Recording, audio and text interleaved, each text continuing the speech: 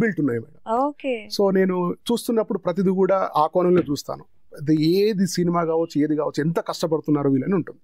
ఆ ధోరణి నుంచి నాకు చిన్న పుట్టుకొచ్చి మా మిత్రుడు ఒకడు చెప్పారు. ఒక మిత్రుడు ఏం చెప్పారంటే, ఒక 10 seconds వీడియో పంపించాడు.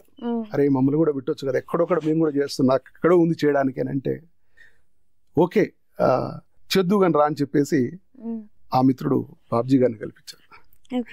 బాబ్జీ గారు ఒక నాకు కలిసిన తర్వాత సార్ యొక్క ఏమంటారు దాన్ని యాటిట్యూడ్ అనండి, లేదంటే సార్ యొక్క ఇద్దరికి కలిసి మ్యాచ్ అని ఓకే విధానం అనేది ఇద్దరికి కూడా మ్యాచ్ అయింది.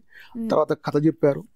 నేను అనుకున్నాను సినిమాలు తీయాలంటే ఏదో నేను ఒక ఆర్మీ నుంచి వచ్చిన బ్యాక్గ్రౌండ్ నుంచి కాబట్టి నాకు ఏమనిపిస్తుంది అంటే, ఏదైనా సమాజానికి ఒక మెసేజ్ ఇచ్చుకుంటూ వెళ్తే అలాంటి సినిమాలు తీయాలని నాకుంది అన్నట్టు. ఈ మన సినిమాలో కూడా పోలీస్ వారి హెచ్చరికలో కూడా ఒక మంచి మెసేజ్తో పాటు ఒక మెసేజ్ ఉంటే అందరూ చూడరు మేడం. అందుకోసమని అన్ని రకాల అంగులు ఆర్బాట్లు అంతా చేసేసి మా డైరెక్టర్ గారు ఏం చేశారు, క్రియేటివిటీ గొప్పగా చేశారు. మీ సార్ ఇలా చెప్పారు, ఈ రోజు ట్రెండ్ ని మనం చేంజ్ చేయాలనేది ముందే ఆలోచించాం. కానీ బిచ్చగాడు ఇప్పుడు వచ్చినట్టు సినిమా ఆల్రెడీ సార్ వచ్చారు. సో అది మా గెటప్ మన ముందే 2 years బ్యాకే సార్ మనకి ఇది స్టార్ట్ చేశారు. సో ఇలా కొన్ని కలవడం వల్ల ఈ రంగం వైపు ఆ కళామ తల్లి నడిపించింది అని అనుకుంటాను. ఓకే, నా అంటే మీరు ఇప్పుడు ప్రొడ్యూసర్ గా చేస్తున్నారు, ఆర్ట్ ఇందులో కూడా ఏమైనా క్యారెక్టర్ అంటే like if I'm not wrong నేను ఏమైనా మిస్ చేసుకుంటే ఏ క్యారెక్టర్ చేస్తున్నారు ఇందులో? ఎలాంటి క్యారెక్టర్ అనేది మీరు సినిమా చూస్తే తెలుస్తుంది. అసలు చెప్పనంటున్నారు ఏం అడిగినా లేదు మేడం, అంటే ఏ క్యారెక్టర్ అనేది నేను అందుకని ఎక్కడ రివీల్ చేయలేదు.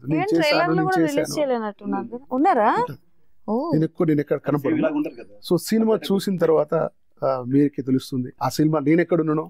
మీరు తప్పకుండా చెప్పండి జనార్దన్ గారు మీరు ఇక్కడ ఉన్నారని.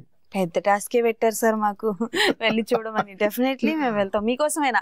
జనార్దన్ గారు ఎక్కడ ఉన్నారు అని కనిపెట్టగానే మనం వెళ్ళాలన్నమాట. డెఫినెట్లీ మేము వెళ్తాం సార్.